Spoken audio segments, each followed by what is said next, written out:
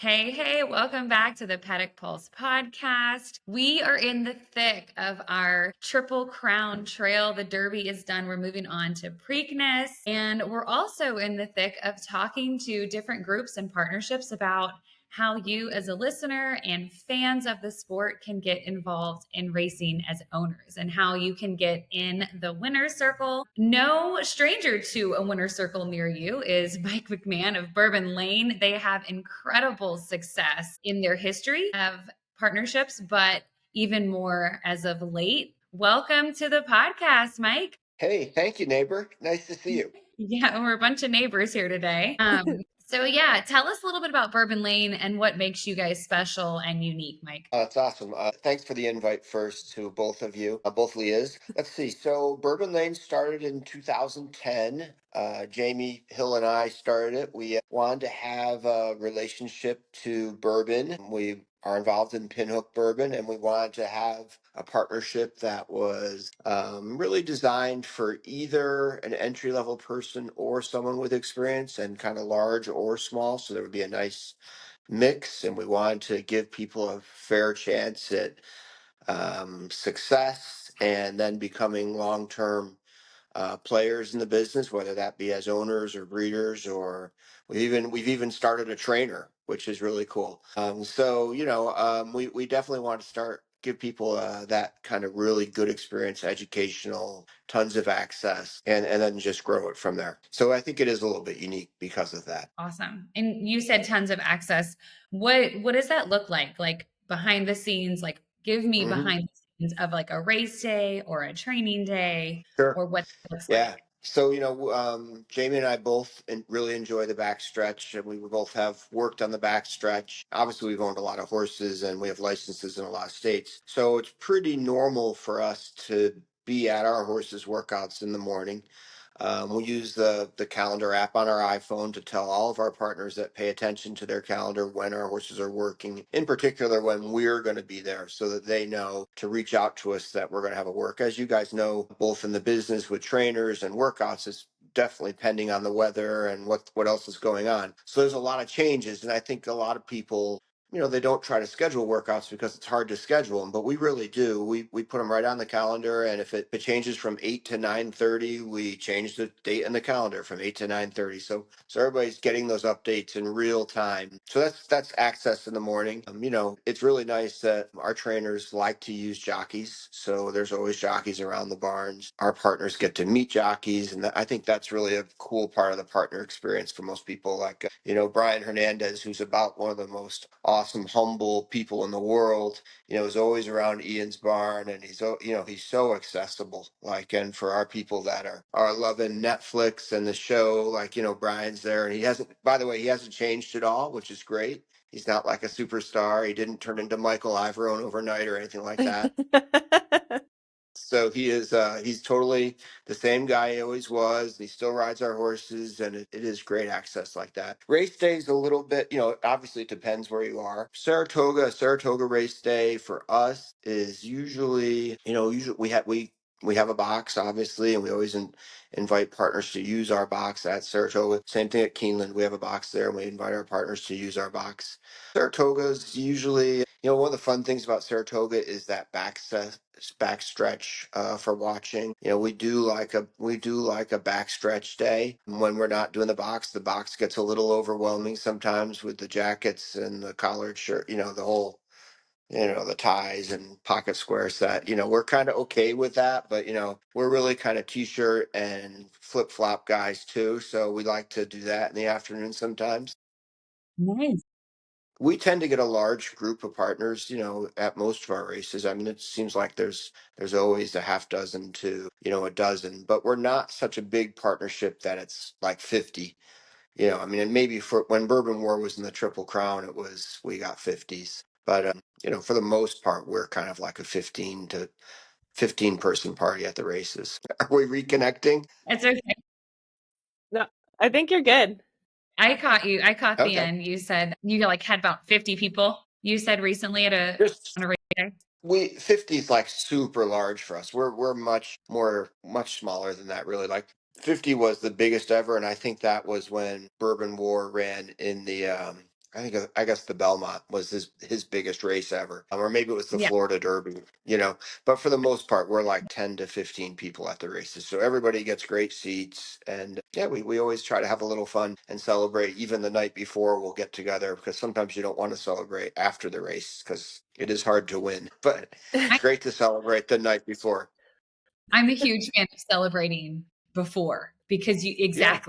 exactly my like, I'm celebrating the entry. I'm like with you on that. Absolutely, because we've got to give people a chance to get together and talk. And sometimes after a race, nobody wants to talk. It's either one How, way or the other. Like it's like crazy energy and it's super exciting, or it's like, okay, I'll see you at home. yeah. Bye. how, So yeah, it's nice to do some things before.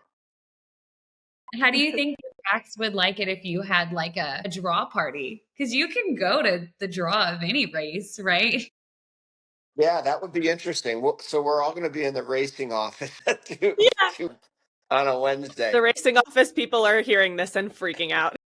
Yeah, They're right now actually they're just like, getting the great. doors locked that day. Great idea, Leah. But that is cool access too. Like, and a lot of people walk by the racing office at Saratoga and they don't even realize what's going on in there. So that is cool access. I I think didn't. people once they start to learn kind of the rhythm of the day with the with entries being drawn and the post position draw and kind of really see what goes on for us like on a 5 days in advance schedule. It is really insider knowledge that most partners and fans don't really get into. But Yeah, it's definitely a rhythm to our week for sure. I love it.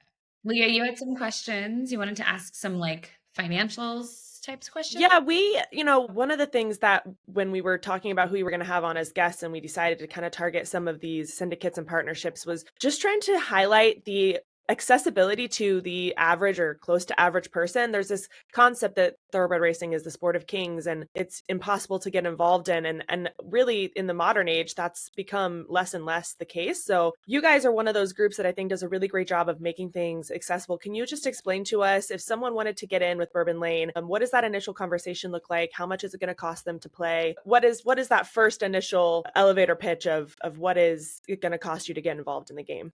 So our entry level position is $10,000. It is for um, part ownership in our LLC. We start several LLCs each year, Bourbon Lane LLCs.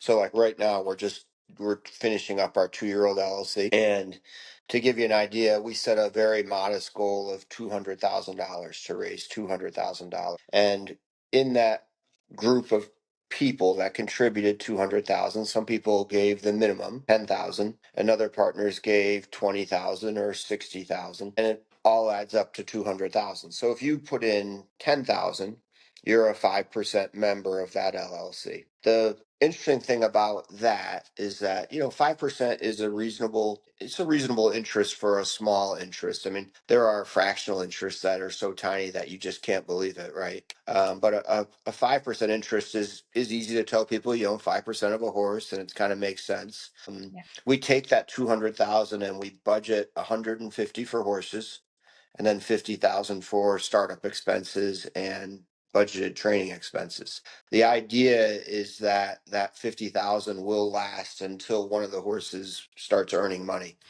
And it's great actually with the purses the way they are. If a horse runs second or third, you get 10% of 100,000 after the trainers or after the your share of third place, 10% of 100,000. That carries 3 horses a whole month. Our That's kind of our basic LLC structure. The more you get involved in it, the kind of bigger your share gets. And then one day you're like, well, rather than be part of the LLC, I'd like to co-own a horse with the LLC. So we're trying to get people to transition to being full owners. So in the 3 horses that we'll buy this year, the LLC will actually only own half of each horse, and the other half will be owned by co-owners. So the co-owners are kind of more experienced owners, and they take half of a horse, they pay their own bills, they do their own licensing. Sometimes they're breeders, like if we buy a horse and a breeder wants to keep a share or whatever like that. So those are kind of the two paths that people take to join us, either joining the LLC or as a co-owner. Awesome. And then if somebody just had no idea what the finances and the optics of racehorse ownership look like, can you talk a little bit about the returns on that? Obviously, it's not always, we talked a little bit in the episode 4 about the experience of just, at the end of the day, some of it is just part of the experience that you're paying to have. But if you're a 5% owner, are you getting 5% of the purse after expenses? How does that work? So if you're in the LLC, we're going to, when we win a race, or whenever we have revenue, whether it's from racing or sales, it's going to come into Right. the LLC, and then we're going to try to keep that expense account at or near $50,000.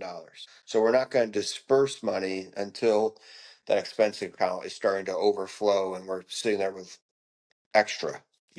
So at the point that let's say we won 2 races, and so we took in 60% of 100,000 twice. That's 120, and we paid the trainer and the jockey each their 10%, right? So now we've got $100,000. If you were a 5% owner, we would have 50,000 extra, right? 100,000 minus, we built this expense account back up to 50. So we have 50,000 extra. We would send you a check for 5% minus our own commission, which is 5% of the revenue as well. It's all very transparent and clean. In fact, our financials are available. You just have to call and ask or email and ask. I don't think any other partnership allows that sort of thing, but they're here. They're on QuickBooks. You can call and see what we're doing. Yeah. And I then love that. you'll close out the partnership or sell the horse, retire. Like if the horse is done racing, retire it, and you'll empty out that bank account to the partners. 100%. Yeah. 100%. So we're trying to manage to avoid cash calls. So you take those 3 horses, and usually there's a good one. There's one that really doesn't like this idea, and there's one that's kind of in the middle. So we found that the easiest way to kind of manage to avoid cash calls is to figure out who the real bad one is right at the beginning. And then sometimes it doesn't.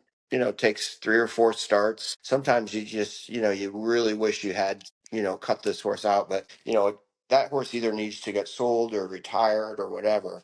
And then your cash flow gets a whole lot easier because you don't have the, kind of carrying the dead weight. So the horse that's at the top is usually either a good one to sell, or everybody decides they love them and we sell the other one, which is usually not as profitable, but certainly, does again improve the cash flow. Yeah, everybody knows, like, as far as like your rate of return goes, like, if you had 3 colts, if you were in a partnership that had 3 colts and you decided to turn down the sale on the good one, you are doomed. You're never gonna you'll lose money because it's just not going to happen. And I think people are they're not naive to that. I mean, they join racing partnerships because they want to race, and they don't want to race bad horses. They Yep. want to race the good one. So, sometimes our partners are at different points. I call it the partnership life cycle. Like, they start out and, like, no matter how much money we tell them the horse is worth, no, no, no, I want to keep it. I want to keep it. And the horse is going up in value like this. No, I want to keep it. I want to keep it. All right, all right. So we'll keep it, right? And then sooner or later he peaks, and then he starts to come down again. It's like, no, no, no, I want to sell. So it doesn't really work like that. You get opportunities to Right. sell in this business, and if you don't take them, they usually don't come back. If you're a Yeah. more experienced owner, you're probably more along, and sometimes you're butting heads with the new owners because the experienced owners, like, if we don't sell, we won't make money. And the inexperienced owners, like, but I want to be in the racing business. So we do have to herd cats a little bit, and it is really challenging because you've got different percentages. So if you have a vote, you give somebody with 60% a 60 point vote. And we don't really like Okay. doing votes, but we have to be conscious of, Sometimes you have to. what size. Yeah, the squeaky wheel can't always win. I mean, it's got to be equitable to the percentages. So anyway, Absolutely. that normally determines it. I mean, if you go into a partnership and you have 3 fillies and you are in a group that is 100% trying to make money, you probably will make money because that group is going to be very good. It's going to have 3 saleable assets usually, and it should be okay.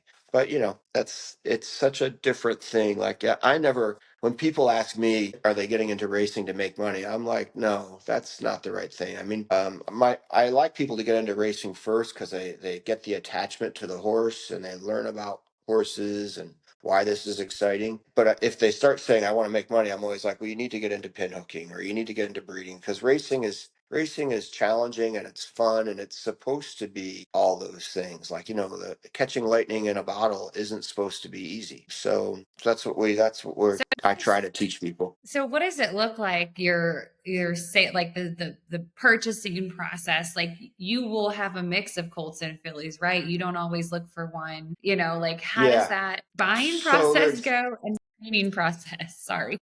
So the planning of that, a lot of it has to do with the co-owners. So if we have a co-owner that likes to have a Kentucky bred with Brendan Walsh or with Ian Wilkes, those are two horses we've already bought, or we've already kind of thought about this year. So that person's like, hey, Mike, hey, Jamie, I'd like to put 50,000 towards a horse that's going to Ian, or I'd like to buy half of a horse that's going to Ian. So then we start from there and we say, okay, well, we're going to need a Kentucky bred because Ian's based at Churchill and runs at Keeneland.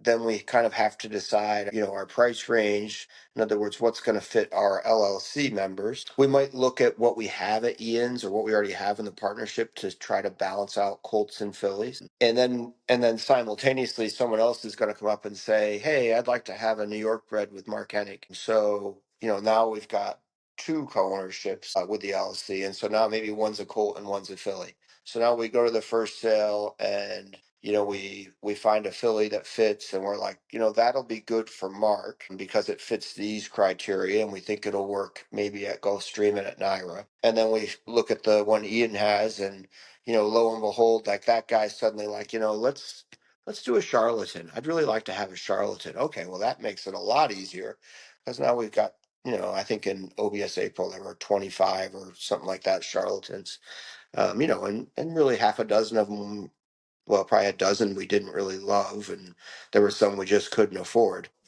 It starts to kind of, it has a life of its own, and it starts to kind of shape up into something that we can promote to the LLC people as they're joining us. The first filly was a Mendelssohn who went to Mark Hennig.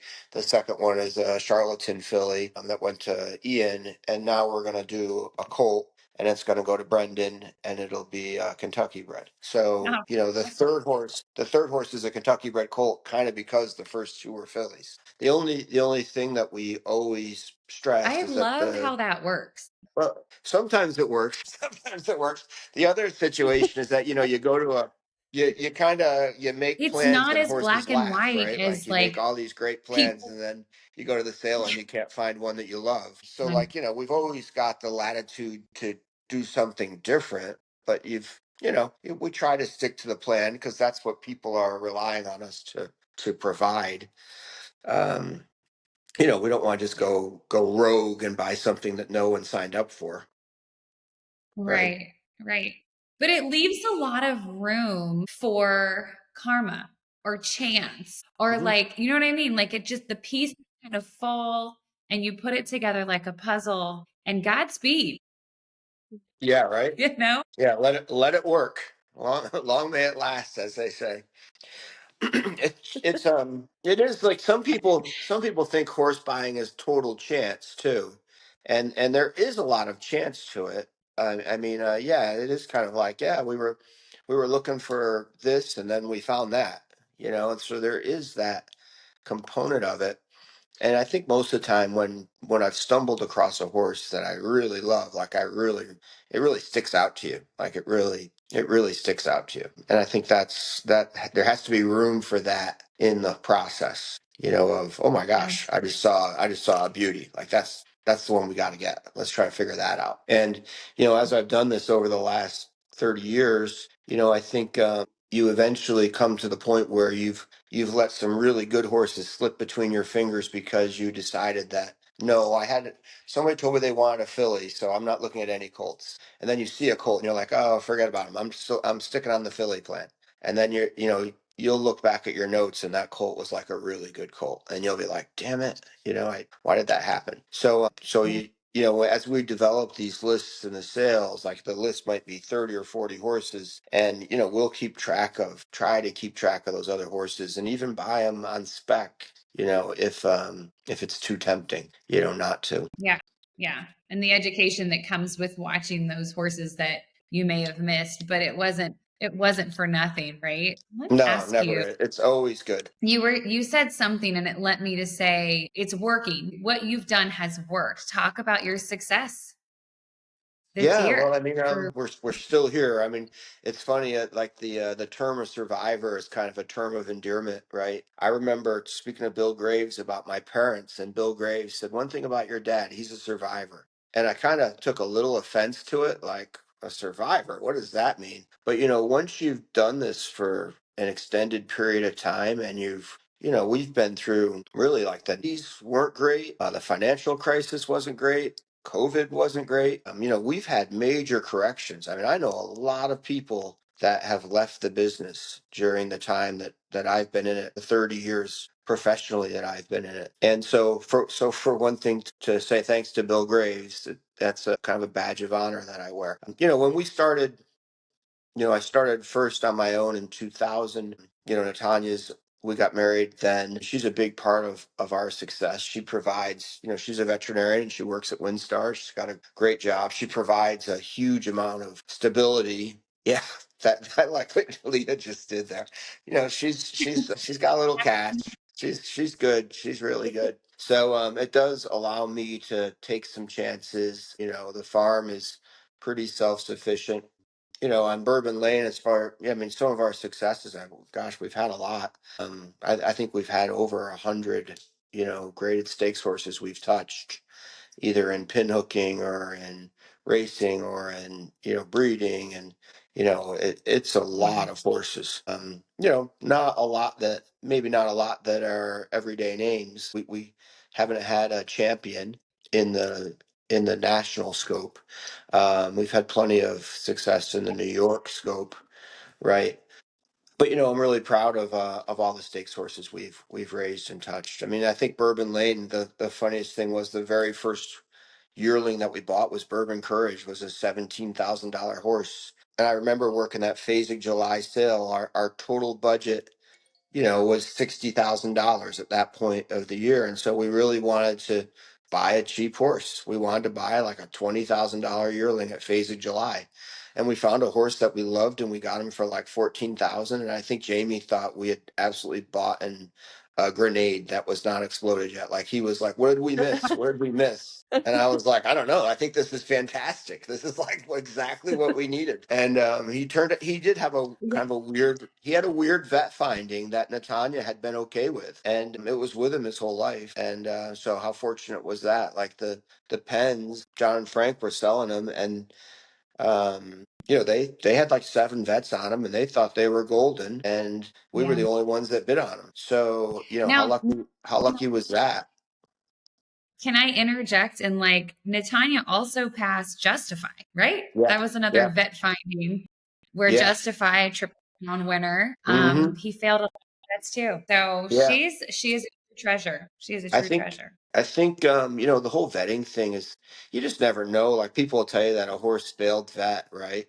And then you'll find out that really they vetted 15 horses and this was maybe the least clean of the 15. But most veterinarians just don't Right. fail horses. Like I think that people kind of use that. Just because I'm married to a vet and I know what she feels when people say, "Oh, you failed that." But the veterinarians aren't usually the ones like raising their hands like 5,000, 15, 100,000. Like they're not the Mhm. ones assessing the risk versus the dollar. And so I think a lot of times bloodstock agents kind of they throw the vet under the bus.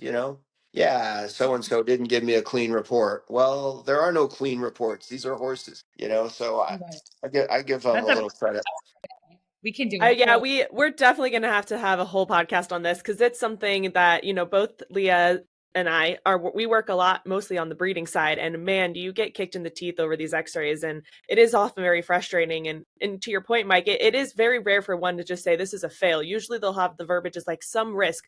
Well, yeah, it's horses. There's some risk involved in everything, so it's all about the way it's being managed and interpreted. And yeah, we're going to have to talk about that further Yeah, I because mean, it's a big one. and I think, and a lot of buyers, especially new buyers, they don't want to take any risk. And Mhm. and other maybe more experienced or risk-taking buyers are going to say, well, if I really want that grade 1 type horse like Justify, and I don't want to spend $1 million, what am I going to give up on? Am I going to give up on athleticism, or am I going to give up on a vet finding? You know, and you Yeah. That's a can't great really point. give up on you can't give up on athleticism.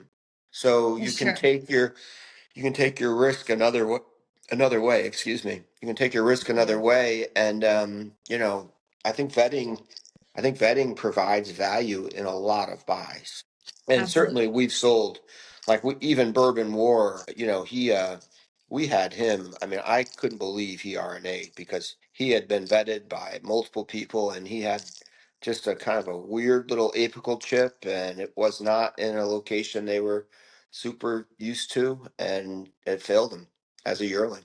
Yeah. And it was really surprising to me. So there you Well, I go. want I mean, to that was funny just spring crazy. day.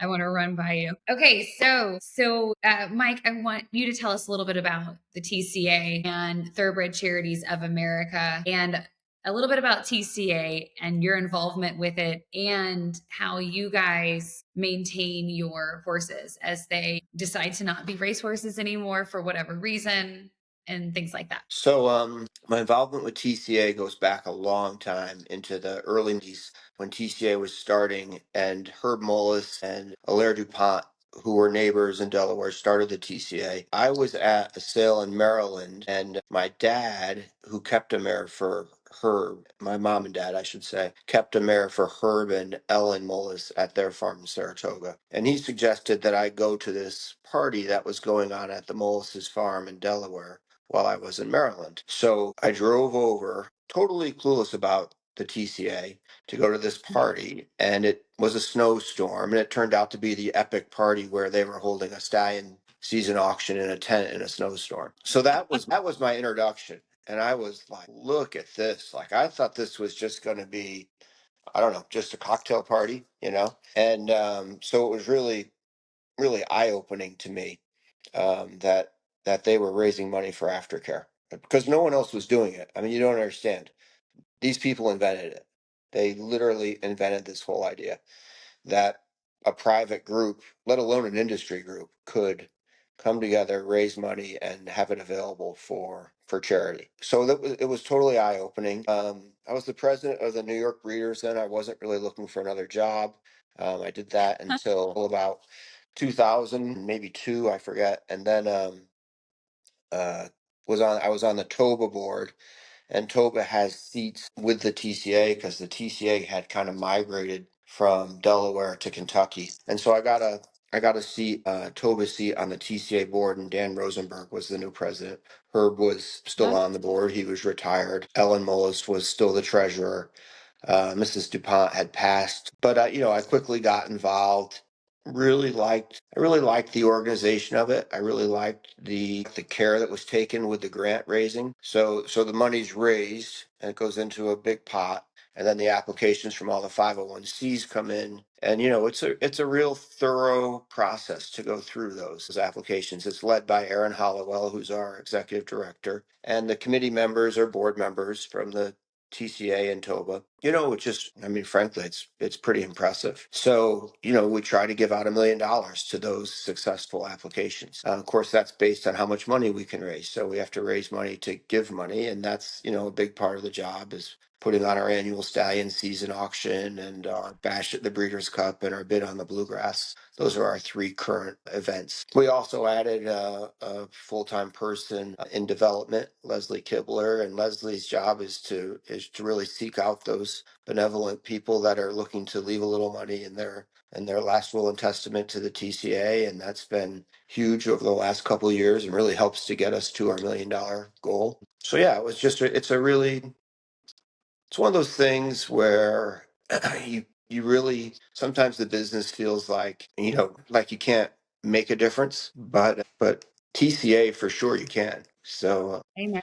yep, it's been really good. Bourbon You Lane know, has been also really good, and we took the kind of the same model. Just you know, I was kind of running around claiming our horses that weren't doing well when we got nervous about them, and it became a cash flow problem to me, you know, because we were claiming one in here and claiming one there, I'm wiring money all over the country. And I was like, this is ridiculous. I can't do this myself. And, you know, it was great because I would always, if I was successful, I would send out an email and all of our partners would chip in. So I just, you know, I thought about it. I think Aaron actually from TCA, you know, we talked about how hard is it to start a 501c. And really, it's not that hard. And so we just developed a model where a stable can have a 501c, and that 501c is, you know, going to provide your partners a chance to have a tax write-off, and then you're going to have the money to do the right thing. And so we won the Alaire DuPont Leadership Award for that. And I was just like, That's a mic drop moment. That is a mic drop moment. You're it like, was crazy. we provide you with a tax credit and you're doing the right thing. And you're doing the right thing. And it was just like, wow, I You can't know, believe we thought of that. We were the first ones. Like, I mean, racing's been going on for decades. Like, so anyway, well, so not now only did you think of a that, lot and of stables have that now. You know, a lot of stables have Mhm. that, and I think that's great. It's I good don't to know. know. I don't know that we'll ever, you know, I think being the Alaire DuPont Leadership Award winner is pretty damn cool.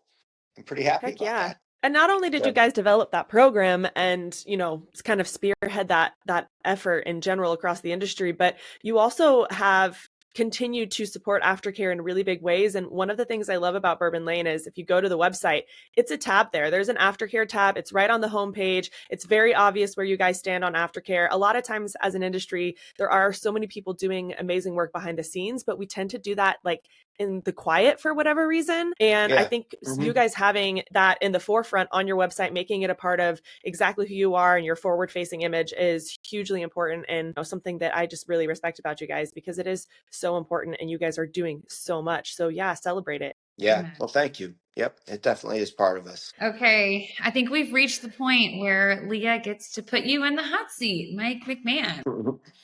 I do just want to say before when we started this podcast and it really kind of happened like really funny on a fly. Maybe one day we'll get into the details of that story, but one of the overarching things that Leah and I really cared about was how can we spread the good news about this industry and also inspire people to get involved in the industry. And highlighting these partnerships has been some of my favorite parts of what we've done so far because I think there's this big misconception, and we've touched a lot on it in this episode, the education component of just getting into this business and learning. There's so much to learn. There's a lot of moving pieces. And beyond that, it's also changing consistently. And it really is hard to stay on top of it. And so, yeah, the average person would have no way of doing that successfully. And getting involved with something like Bourbon Lane is such a great way to learn. And like you were saying, sometimes your partners come in and they're new and they have a learning process. And by the end of that, not only are they excited about the sport, but they've also gotten an incredible education. So you're not only investing in the horse itself and the, LLC or whatever, or the pinhook partnership, but you're also investing in education and being able to do this as a long-term thing in this business. And I think that is incredible and hopefully something that our listeners in the last few episodes have really embraced. But yeah, get involved in partnerships, guys. There's so many accessible things. We've talked to my racehorse. This is obviously another kind of different situation, but still very accessible. So there's a lot of opportunities out there to get involved. I love it. Okay. All right, Mike, hot seat questions. We ask all of our guests these two questions, and sometimes the answers are the same, and it's fine if it is yours. But you have been involved in the industry a long time. I don't even know if we mentioned that your family is very influential in the industry as well. So you have had a lot of years and experience in a lot of horses that you've had access to. Do you have a horse that you could pinpoint as the most influential in starting your career or really hooking you and saying, I know my family's doing that, but this is what I also want to do? Let's see, the horse that really probably got us started was Instant Friendship, who won the Jockey Club Gold Cup. I owned part of his mother and his little brother, and we sold a big package. It was expensive to a Saudi, and he after he won the Gold Cup, and so that was like my first really nice score, and that went a long way. So that was exciting. But obviously, I mean, my family's connection to Funny Side is super important. People I guess when Prestonwood was sold to Windstar and Doug Cawthon was there, and they really desperately wanted to sell these horses, and I mean, they were unfolded as Store to Humor. There were like a dozen mares, and they just RNA'd for a lot of money at Keeneland January, and Doug really wanted to move them, and then one of them full, and we had very little success trying to sell them. I mean, we are just working in calls back even, and I promoted the idea that the mare's foal up in New York at my family's farm in exchange for a half interest in the mares and the foals. And Doug was all for it. I mean, he kind of ran it through the hoops, and then he wanted to talk to my dad personally about it, which usually is the way my dad operates anyway. We kind of start things and then he finishes them. But the whole concept ended up working out well. And lo and behold, there were 3 graded stakes winners in that group of 7 mares, 3 distorted humors. Sensibly Chic, Go Rock and Robin, and Funny Side. Together, those 3 horses think won 9 graded stakes, maybe 10. So it Wow. was just an awesome, that was 2000 when we did the deal, and it was 2003 when those horses were 3-year-olds. And so that was my bloodstock agent was a full 3 years old at that point. And Jose Santos Jr. was on my shoulders in the winner's circle. It was just a crazy beginning to the to what was going to be. um, it was really special to have New York's. I just retired as president of the New York Breeders, then to have a New York bred win the Derby right after that, born at my family's farm, was pretty cool. Definitely pretty cool. That's an awesome story. I love Mm-hmm. I was Mm-hmm. kind of assumed you were going to say Funny Side, but I'm so glad you did because as a kid growing up, that was one of the horses that just totally caught my attention. I was such a huge fan. When he went to the horse park, I got to meet him there, and it was like one of the first experiences I had when I moved to Kentucky to really get hands on one of these Mm-hmm. horses, and I was just completely, starstruck. So, yeah, what a cool horse. Definitely deserved, worth the hype It for was sure. cool to bring my kids there with my mom and dad to the horse park. Wow. Yeah, Oh, I bet. It's cool. Oh my gosh. I love that backstory. Thank you for sharing Yeah. that. Mm-hmm. So obviously that's a hard one to top, but do you have a more modern racehorse, a racehorse in the last few years that really impressed you? Could be a Bourbon Lane horse, could not be, just one that made you kind of sit back and say, wow, I mean, it's probably going to be a Bourbon Lane horse. totally Fair. fair. Yeah. We have a couple of, we're talking about 6 horses a year here, and in New Zealand we're talking about a half dozen a year. So you're talking about 12 horses a year. There's been some really exciting ones. I mean, the first horse we bought in New Zealand was Bourbon Air, was a huge success. Ended up being, graded place and one of the favorites for their Derby, and we sold him to Hong Kong, and it was just unbelievable how much money that horse was Wow. worth. But I think Bergen Resolution was a real favorite. He was another one that had a little bit of an iffy vet, and Natanya okayed, and he won the Ben Alley at Keeneland, and that was a great day. We had a really, I think we had like 25 or 30 partners, and that was a really exciting win. Bourbon Courage won the Super Derby. That was crazy. Like, we flew down in a plane, and one of my old clients, Bob Bartles, who he actually had MS, but he still snow skied and flew his plane, and he flew us all down Mhm. there in a twin prop, and it was fantastic. And that was our first kind of graded win on the road. Wow. And then, Yeah. yeah, even just recently, Bourbon Memory went 4 for 4 to start her career before she finally got beat in the 8 bells. But I'd never had a horse win 4 races in a row to start a career. Like, that was pretty awesome for a young filly. It was really cool about her and a lot of the other ones too. We send a lot of them to Windstar for their kind of early times, and the guys in the training barn, big props to them. They're great fans. They always come to the races when we run, and they always want to know how our horses are. Yep. I love that. I love that. Yeah. That's huge. Cool.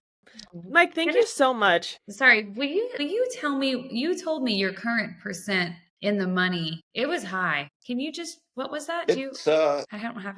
so yeah, the stats are on owner view. I think we were 52% in the money last time I looked, and that's this year. This Wow. year. And I think that's really notable because we don't run a lot of claimers. So usually your high Yeah. percentage stables like that are claiming stables. But amongst the stables that buy yearlings and 2-year-olds, we're definitely having a great year on the stats. And we're really high win percentage too. I think what's really crazy, I mean, obviously the stats on owner view don't count the results in New Zealand. And we've had an insane year in New Zealand. We have 17 individual wins in New Zealand since January 1, Oh my gosh. which is probably a third of our starts, or maybe something like that. So like when you throw that on top of the North America stuff, it's been really good. We're actually taking a horse to Australia to run a stake on Friday night. It'll be there Saturday, but Friday night here. So we haven't started to do that. This will be the first time that we're going to run a horse in Australia in a stake. So that's exciting. That's huge. Oh Yeah, my yeah, it gosh. could be. It could be. It's not huge yet. It's Celebrate just before, Mike. yeah, Celebrate. celebrate before, We're right? Celebrate celebrating before. before we talked about this. Yeah, celebrate before. But yeah, so that's going to be exciting. Yeah, so our stats are real solid. We're pretty I don't know. I don't want you never brag in this business because it fluctuates so much, and you've got to wait for the next good horse to almost to believe you can do it again. But we've come up across a lot of good horses, and just by being in the game this long, I'm sure we'll keep trying and keep doing it. No, you guys stay humble, which is one of the things we love about you. But we are really happy for you as well. Neighborhood wins are a win for all of us, right? Yeah, absolutely. All right. Mike, thanks so much for coming. I appreciate you being here. Thank Check you so out Yeah, much, thank you. Mike.